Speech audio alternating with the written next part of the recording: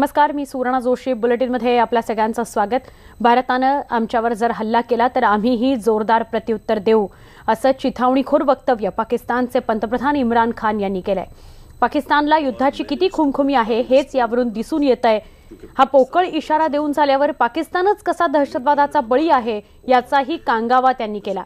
पुलवामा हल्ल्यामागे पाकिस्तानचा हात असल्याचं सिद्ध करणारे पुरावे जर भारताकडे असतील तर ते त्यांनी जरूर द्यावे, आम्ही त्यावर कारवाई करू, असं पोकळ आश्वासन सुद्धा इम्रान खान यांनी दिलं.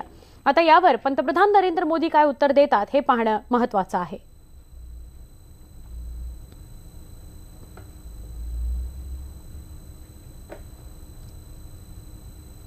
पुलवामा हल्ल्यानंतर म्हणजे 14 तारखेला पुलवामाचा हल्ला झाला, त्यानंतर आज प्रतिक्रिया इम्रान खान यांनी दिलेली आहे, संबोधित केलेला आहे त्यांनी आणि उत्तर सुद्धा देण्याचा प्रयत्न केलेला आहे, स्पष्टीकरण देण्याचा प्रयत्न केलेला आहे. आपण बघूया पाकिस्तानचे पंतप्रधान इम्रान खान काय म्हणाले. आपका इलेक्शन का साल है और हम समझते हैं कि इलेक्शन में ये बड़ी बूस्ट मिलेगी कि अगर पाकिस्तान को सबक सिखाया जाए.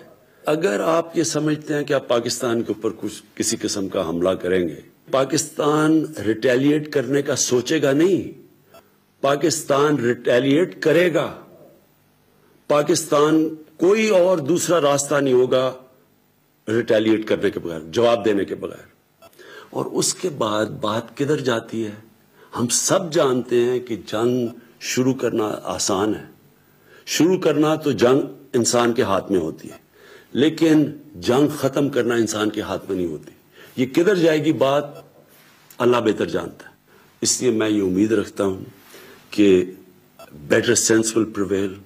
हम इसमें अकल करेंगे, हिकमत इस्तेमाल करेंगे और ये मसला जो आखिर में हल होगा, जिस तरह अफगानिस्तान में, ये भी डायलॉग और बातचीत से हल होगा. मैं आपको वाज़ेह तौर पे कह रहा हूं कि ये नया पाकिस्तान है, ये नई माइंडसेट है, नई सोच है. हम ये समझते हैं कि हमारे इंटरेस्ट में है कि ना हमारी जमीन से कोई जाके बाहर दहशतगर्दी करे और ना बाहर से आके कोई पाकिस्तान में दहशतगर्दी करे.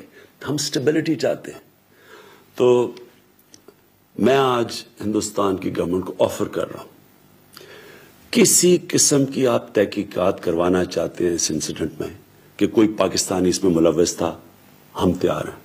अगर आपके पास कोई एक्शनेबल इंटेलिजेंस है कि पाकिस्तानी इन्वॉल्व है, वो हमें दे. मैं आपको गारंटी करता हूं कि हम एक्शन लेंगे.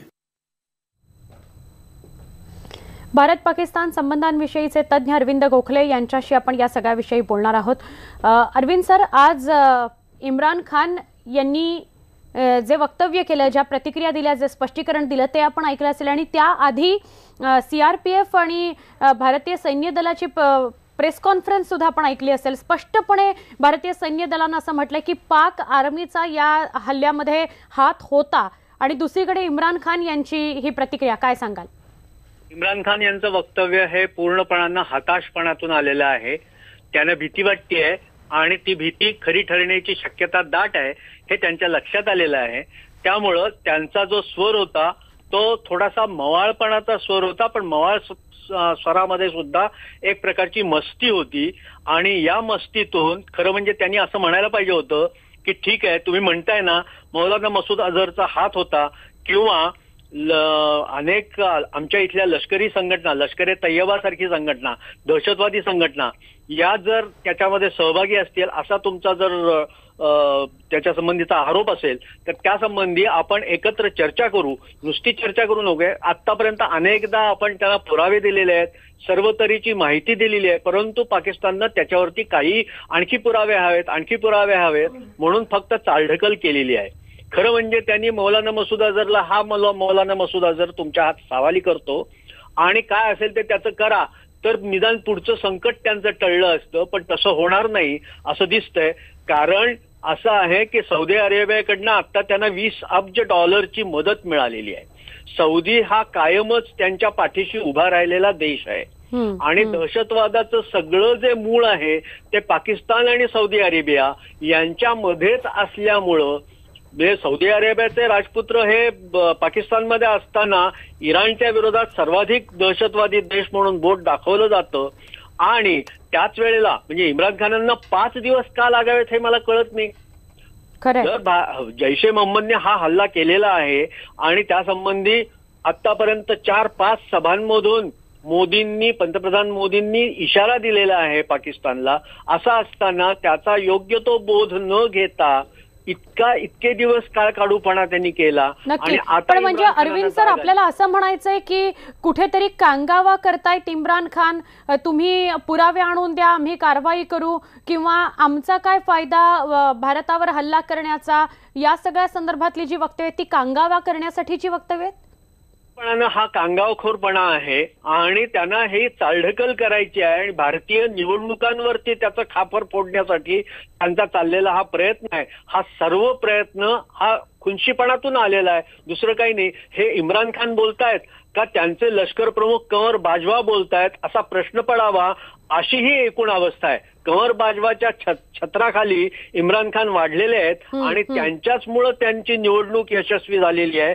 असं असताना पूर्णपणानं ते भारताला धमकी देण्याखेरीज बाकी काही करू शकत नाहीत, हे लक्षात घ्यायला हरकत नाही आहे. नक्की. अरविंद सर, धन्यवाद आपण सविस्तर प्रतिक्रिया दिल्याबद्दल. कर्नल अभय पटवर्धन आता आपल्याबरोबर जोडले गेलेले आहेत. अभय सर, आपण कसं बघता, इम्रान खान यांनी जे स्पष्टीकरण दिलेलं आहे, भीतीतून आलेलं आहे, अपरिहार्यतेतून आलेलं आहे हे वक्तव्य? अभय सर,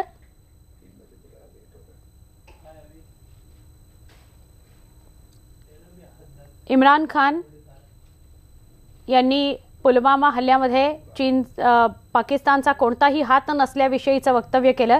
जर भारतीय सैन्य दलाकडे असे कुठलेही पुरावे असतील तर ते आम्हाला द्या, आम्ही कारवाई करू, असं त्यांनी म्हटलेलं आहे. पण जर पाकिस्तानवर सर्जिकल स्ट्राईक करणं किंवा हल्ला करण्याचा विचार भारत करत असेल तर मात्र जशास तसं पाकिस्तान उत्तर देईल, अशी दरपोक्ती सुद्धा इम्रान खान यांनी केलेली आहे. पाकिस्तान संयमाकडे आणि स्थैर्याकडे वाटचाल करत आहे, शांततेकडे वाटचाल करत आहे. असं असताना आम्ही असा हल्ला का करू? उलट सगळ्यात जास्त दहशतवादाचा जर फटका कुठल्या देशाला बसला असेल तर तो पाकिस्तानला बसलेला आहे, असं वक्तव्य सुद्धा इम्रान खान यांनी केलं आहे. पाकिस्तानचे पंतप्रधान इम्रान खान यांनी देशाला संबोधून प्रतिक्रिया दिलेली आहे आणि त्याविषयीच आपण बोलतो आहोत आता कर्नल अभय पटवर्धन यांच्याशी. अभय सर, इम्रान खान यांनी आज जे स्पष्टीकरण दिलेलं आहे आणि स्पष्टीकरण देत असताना त्यांनी एक प्रकारचा इशारा सुद्धा दिलाय की जर कुठल्याही प्रकारचा हल्ला किंवा कारवाई करण्याचा भारत विचार करत असेल तर त्याला जशाचा तसं उत्तर आम्ही देऊ. काय सांगाल याविषयी?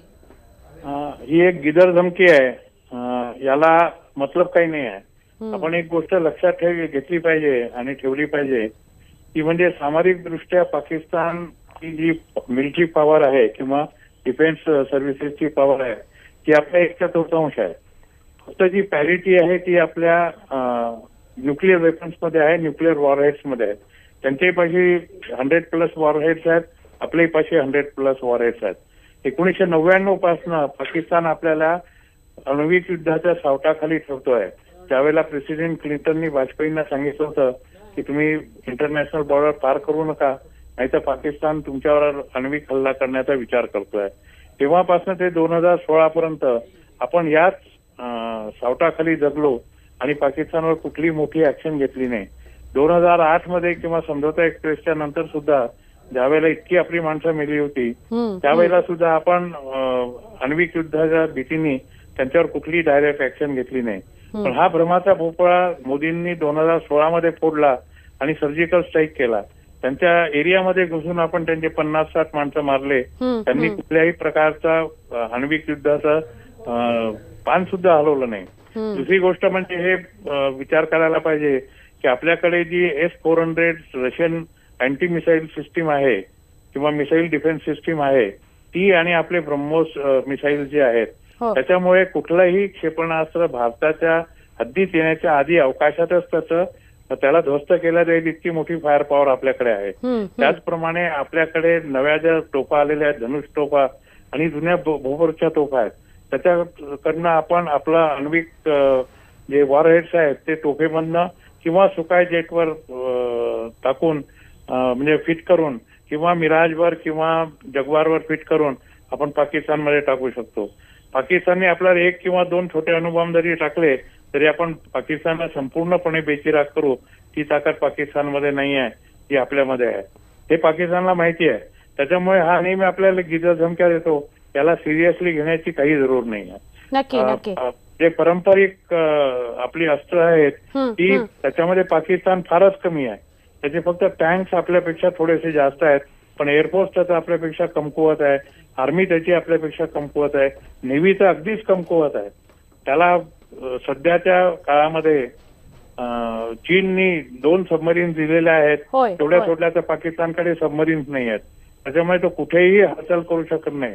भारताच्या नेव्हीने जर मनात आणलं तर त्याचा संपूर्णपणे नेव्हल ब्लॉकेड कराचीचा आपण करू शकतो. नक्की सर. त्याच्यामुळे पाकिस्तानच्या या धमकीमध्ये अर्थार्थी काही संबंध नाही, घाबरून जाण्याचं अजिबात कारण नाही. अभय सर, धन्यवाद. आपण न्यूज 18 लोकमतशी बोललात त्याबद्दल.